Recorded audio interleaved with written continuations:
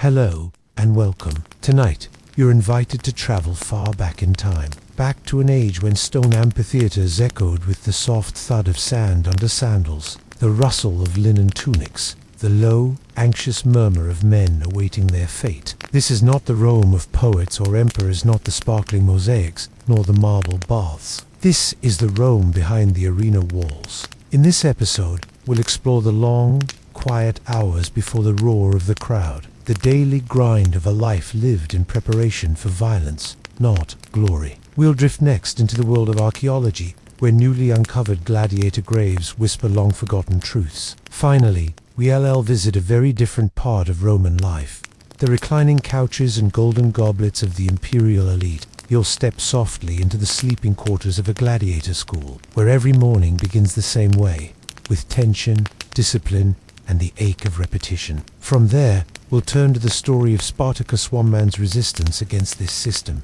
This journey won't rush you. Each detail will unfold slowly, like dust drifting through torchlight. Let your thoughts settle, let your muscles soften, and let history ease you gently toward sleep. Imagine yourself waking before the sun. The stone beneath you is cool, still damp from the breath of dozens of sleeping men.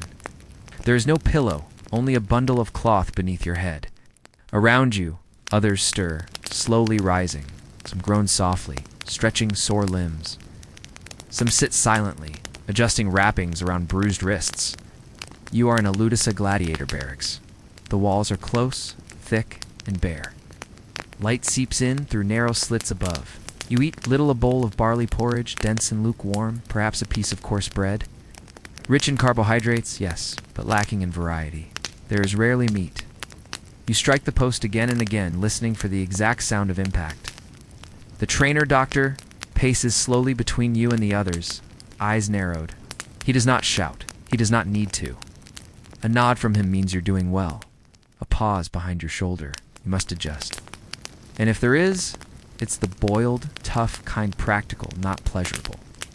There are no helmets, now only sweat glistening in the sunlight that creeps in through the courtyard.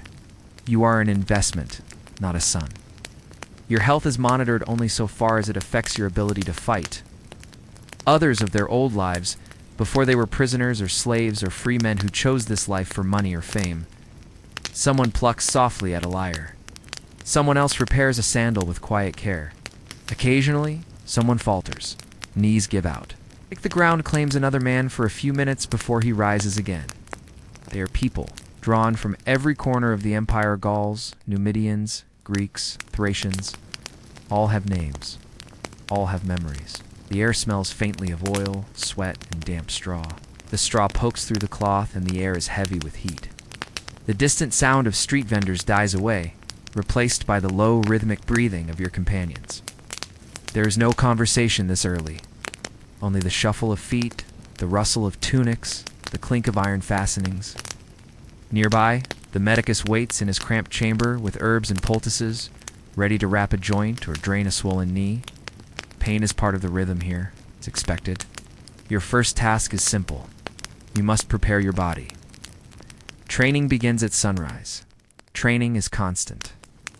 Morning brings Rudy's practice sword drills, using wooden blades, heavier than real ones, to build strength. By midday, your tunic is soaked through. Your forearms tremble from repetition. Of a man who refused the rhythm, broke from the arena, and changed history, if only for a moment. But this is not a place for weakness. The lanista, the owner of the school, watches from above. He is a businessman, not a sadist.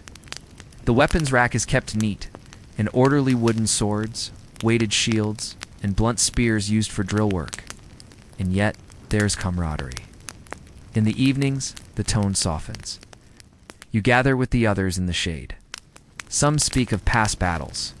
You're reminded that these men are not monsters. They are not symbols. Night falls slowly in the ludus. Return to your narrow bed.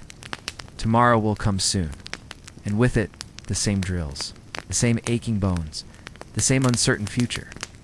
You do not know when you will be called to fight.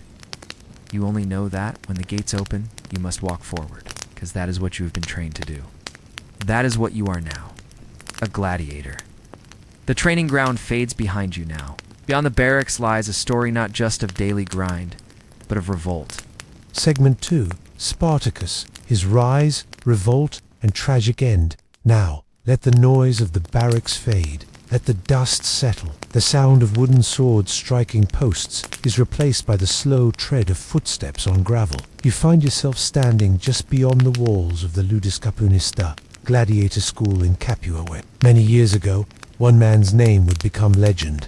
Spartacus. His story begins quietly, like so many in ancient Rome with loss. A Thracian by birth, Spartacus is believed to have once served in the Roman auxiliary forces. Perhaps he was taken prisoner in a conflict. Perhaps he deserted. Records are thin, scattered. What remains is filtered through Roman historians who saw him as either a barbarian or a threat. He is not born into fame, nor does he seek it. In truth, he may have been neither. What we know is this: a man with no voice beyond the arena's cheer, no purpose beyond combat.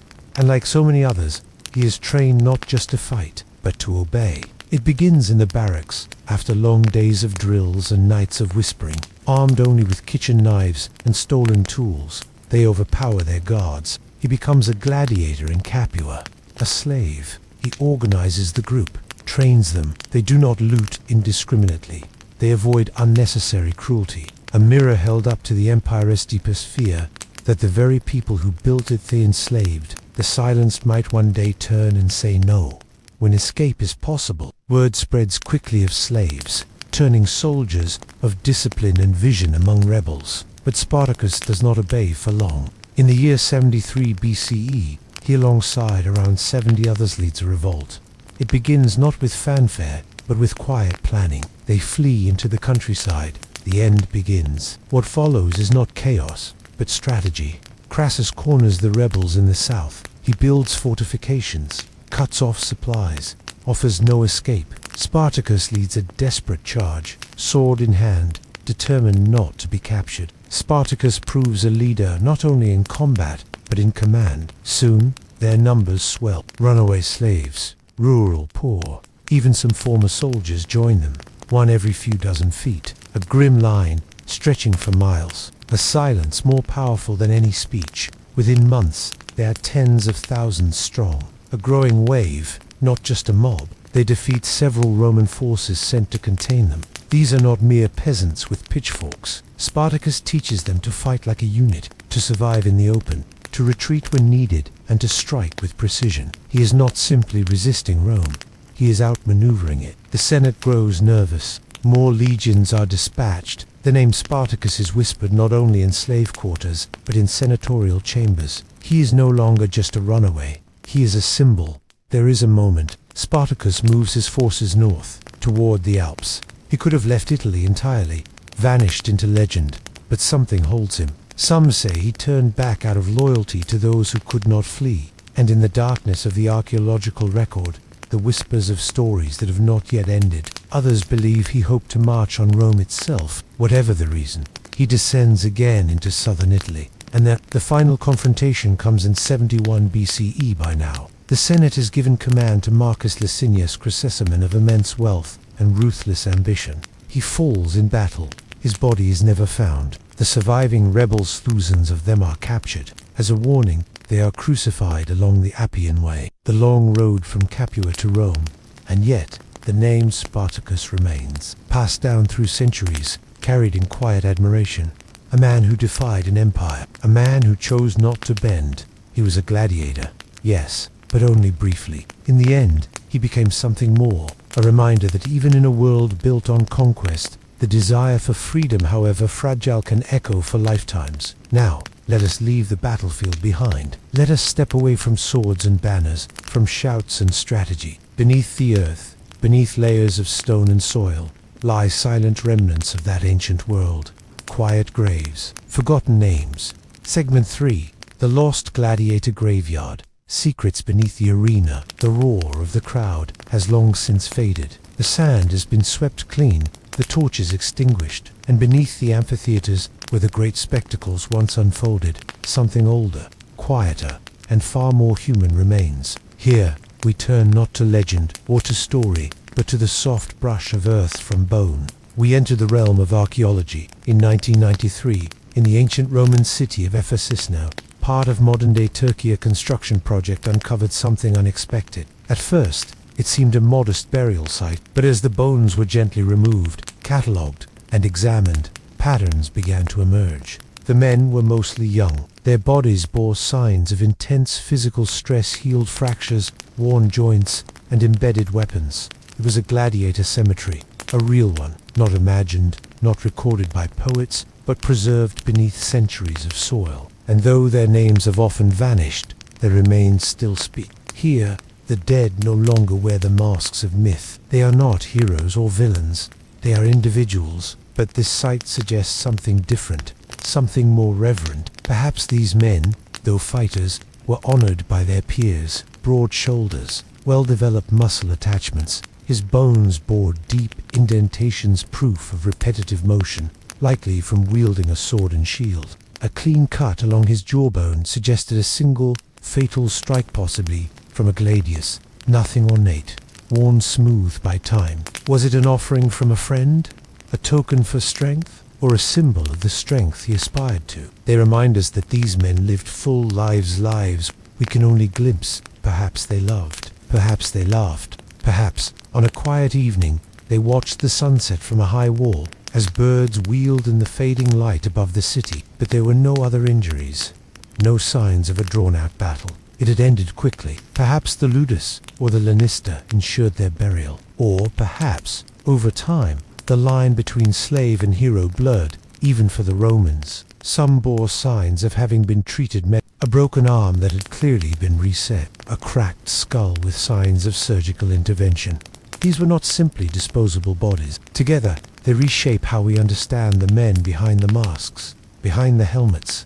They were not just entertainment. They were laborers, soldiers, tools of spectacle. But they were also brothers, sons, sometimes even husbands and fathers. They were cared for up to a point. Many of the skeletons show evidence of prior injury, broken noses, fractured ribs, healed over time. The archaeologists found something else. 2. Symmetry, laid flat, arms positioned with precision. Grave goods were sparse, perhaps a coin, a simple oil lamp, or a bowl. No extravagant offerings, but there was dignity. Those who watched from above, reclining on fine cushions, drinking from silver goblets, sending others to battle as they savored roasted peacock and spiced wine. Most of the bodies had been buried with surprising care. This was unexpected. For a long time, scholars assumed gladiators were cast aside in death, as they were often used in life. One grave in particular stood out. The skeleton was that of a man in his 20s, a good death by gladiator standards, and nearby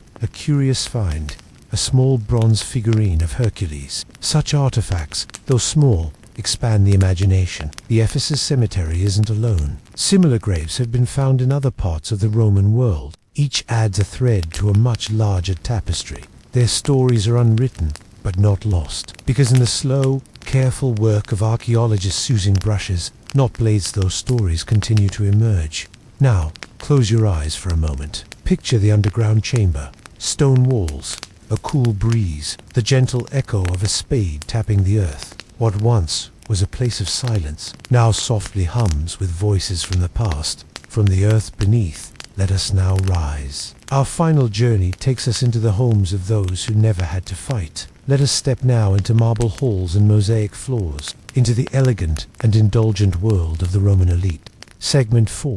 Imperial banquets. Lavish life among the elite as the echo of distant amphitheater cheers fades. Imagine now stepping away from the dust and grit of the arena and into a different Rome altogether. A Rome of marble pillars, flickering oil lamps, and rooms perfumed with incense and fresh herbs. A place where the clinking of silver goblets accompanies quiet conversation, and the air is thick with the gentle murmur of political intrigue and elegant leisure. You find yourself in a triclinium D formal dining room of a wealthy Roman aristocrat. Here, guests recline on soft cushions arranged around low tables. Their garments, delicate tunics, dyed in vibrant colors, rustle softly as they adjust their positions. The scent of roasted dormice, stuffed with nuts and honey, drifts through the room, mingling with the faint aroma of garum, a fermented fish sauce treasured by the Romans for its complex flavor. The table groans under the weight of dishes: boiled ostrich, spiced lamb,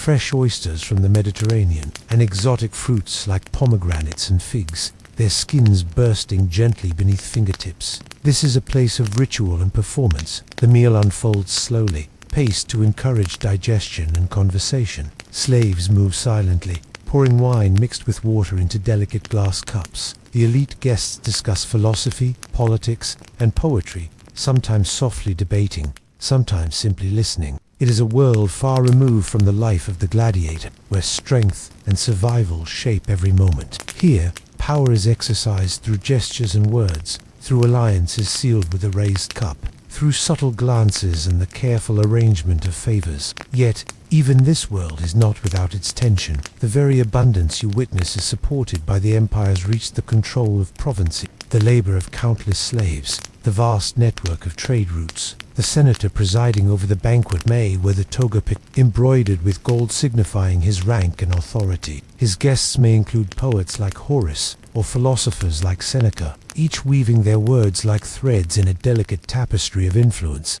Between courses, entertainment might include soft music from a lyre or flute, or a recitation of epic verses recounting the deeds of gods and hero stories meant to remind all present of Rome's grandeur and destiny. The rhythm here is measured, deliberate, a slow dance of etiquette and subtle power plays, where every gesture matters, and silence can speak as loudly as speech. Imagine the soft flicker of candlelight playing on polished bronze and marble, the murmur of voices deepening as the evening wears on, the delicate clinking of glass as the wine flows freely. Yet beneath this calm surface, the realities of empire linger.